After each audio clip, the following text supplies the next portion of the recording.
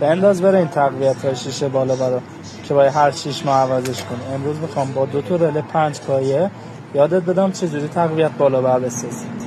پایه های وسطی یا 87 آرو با 85 و 86 یکی از رله ها هر 4 تا رو متصل میکنی به منفی ماشین. پایه های 87 هر 2 رله رو وصلشون میکنی به مثبت پشت سوئیچ یا از سر باتری میگیری. حتما یادت باشه یه دونه فیوز سر راهش بذاری. 2 تا پایه 86 و 85 که مونده وصل میشه به خروجی کلید شیشه بالا بر. اگه پایین زدی بالا رو یا بالا زدید پایین اومد، این سیما رو جا به جا کن. 2 تا سیم دیگه میمونه، پایه های 32 تا رله وصل میشه به ورودی های موتور شیشه بالا بر. این ویدیو رو سیو کن که گمش نکنی. نقشه حتما داخلی کپشن میذارم. بریم که نصب کنیم ماشین.